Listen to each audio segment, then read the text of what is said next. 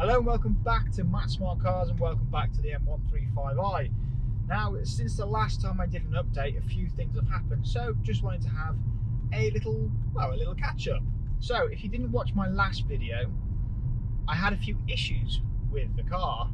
So, first things first, the sound system, the Honda sound system, which is brilliant sound system, kept losing bass. So I took the car in to BMW and it was, as suggested on my previous video in the comments, that it was the amplifier that was the issue, and it seems to be a bit of an issue across all of BMW at the minute, to be honest. There's a couple of cars in for amplifier issues, so it's a bit of a strange one. But anyway, that's now sorted, and the sound system once again sounds epic. The other issue I had, which was again sorted by someone in the comments, was the synchronise button. I had a little bit of a niggle with the synchronise button because it was doing my head in. So what was suggested to me, and it's a great suggestion, it's genius is what it is you set the synchronise button to one of your memory buttons down here. And I have, and it's brilliant, because when the missus is sat there, she is often, as you'll probably all know, a different temperature, a different time zone. She's always needs it a different temperature to I do. So that is a lifesaver. Also, another thing which I didn't actually mention in the previous video was the steering intervention.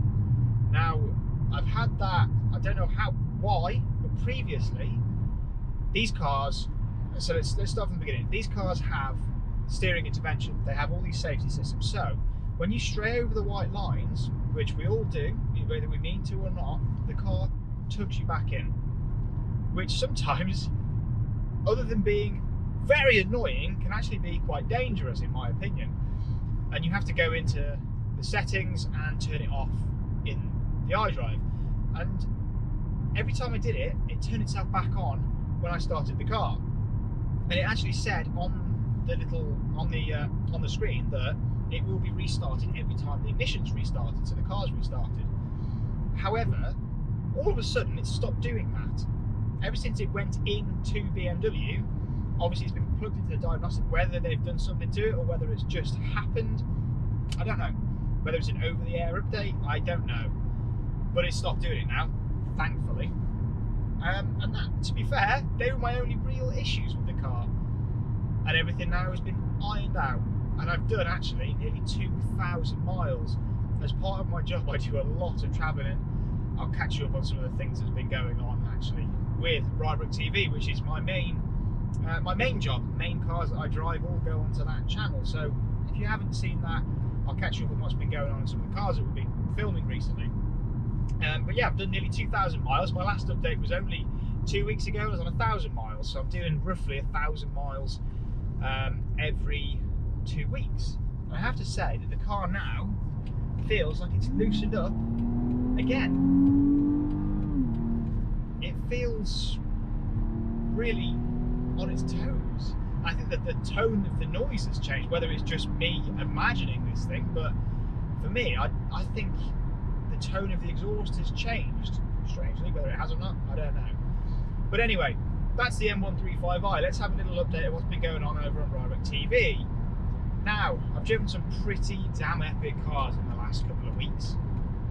A couple of videos aren't out yet, but I can obviously say what cars they are. There's nothing under embargo. So, first things first, not last week, the week before, I drove a 718 GT4.